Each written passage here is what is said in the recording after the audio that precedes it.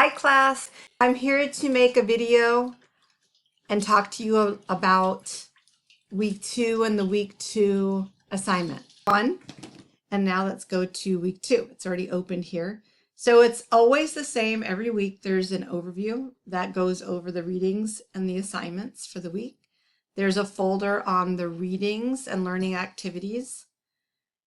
And there was a handout on reading strategies and an interactive activity on the rhetorical situation. This is the textbook reading.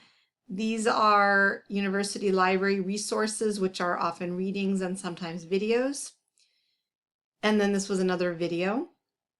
And then of course there's the discussion, and these click open or closed. And then there was an interactive video reflection and your journal entry that you have every week. And then it ends with the assignment, which this week is a summative assessment titled Rhetorical Awareness in Real World Writing, Reflecting on Writing Choices that you cannot see.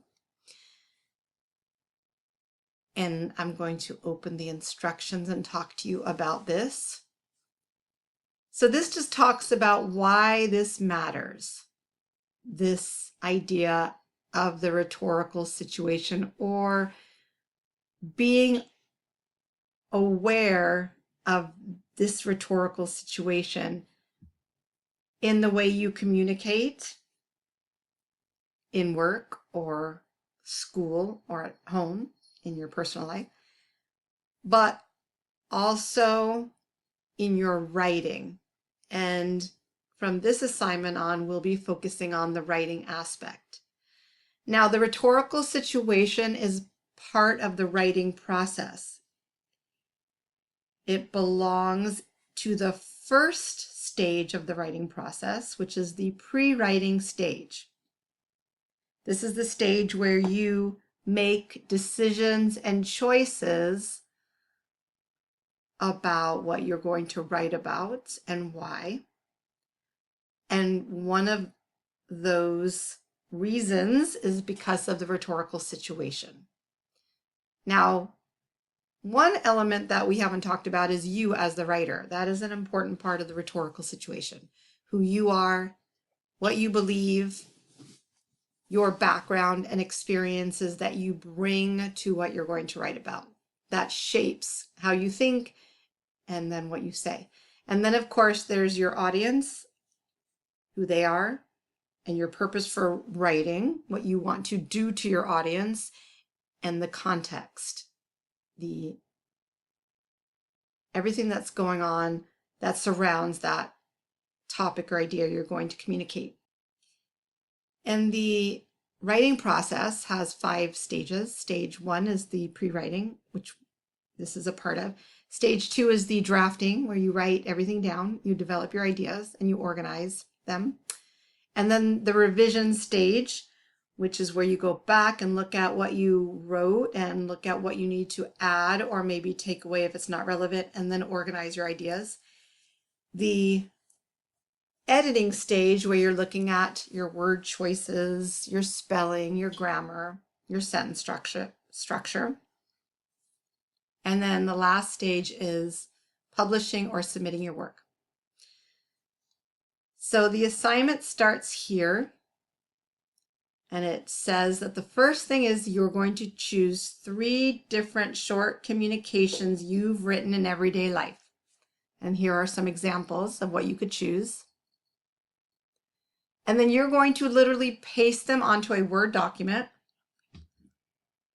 either the whole communication, or if it's something you don't want to share the whole thing, then you can just include a little summary of what it was about and who you sent it to. And then you're going to be identifying the rhetorical elements, the purpose, audience, and context. So these are the instructions, but I'm going to show you an easy way to do this and organize your answers. And what I did was I just copied the instructions and then I pasted them onto a Word document. So now I have the title of the assignment, and then I have each section, and all I have to do now is fill each section in. So to begin with is your sample messages, and I put 3 that I might share here: a message to a student, a text message to a friend or family member, and a social media post in which I'm trying to find a home for one of my foster cats. And most of my social media messages are about my fostering and rescuing.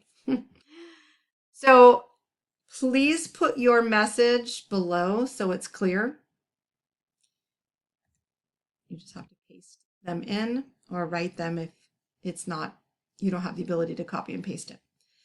And then I also put the word requirement here, the word count, so I wouldn't forget. And now there are 2 parts to this assignment. There's the rhetorical identification, in which you're going to identify each element of the rhetorical situation. And then the second part is your final reflection about this assignment. Okay, so the first part is identifying each of the elements. And you can organize this in 2 ways. The first is by the sample 1, and then sample 2, and then sample 3, and identifying each element, the purpose, the audience, and the context for the first sample, and then for the second sample and the third sample. So for the purpose, it's what are you trying to accomplish in this message? What is your ultimate purpose, or what are you trying to do in that communication to the other person? To persuade them, to inform them of whatever that is, to explain something. Okay, and then who you're writing to, what assumptions you made about what you think they already knew, or what they expected from this message, or what they needed from this message, and the context. When and where was it written? What was happening around you that influenced how you wrote, or how other communications, previous communications questions that were asked that you're replying to, or other pieces of this writing that you're doing was already discussed or written about that is influencing how you're writing this. All right, so you do that 3 times, or the other way is to organize it by rhetorical element. So you could start with purpose and talk about the first sample, the purpose, then the second, then the third. And then audience the same way, and then context the same way. And then you're going to reflect on this, your own personal reflection about what you learned as you went through this assignment, as you completed this assignment. So there are 3 questions. What did you notice about how you adapt your tone? And writing does have a tone based on how you wrote it and the language you chose, the words you chose. What did you notice about your word choice or your structure, depending on your audience or purpose?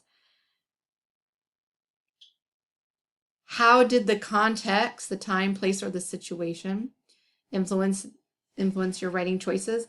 And how might identifying purpose, audience, and context help you write more clearly and effectively in the future, in your school writing or work writing or other aspects of your life? So I just wanted to show this to you, how I did it, and explain it a little bit. I hope this helped make this assignment a little bit more clear and give you a tip on how you can organize it. But if you still have questions, please send me a message as soon as you can so I have time to respond. And I hope you have a very nice weekend. All right, take care, everyone. Bye.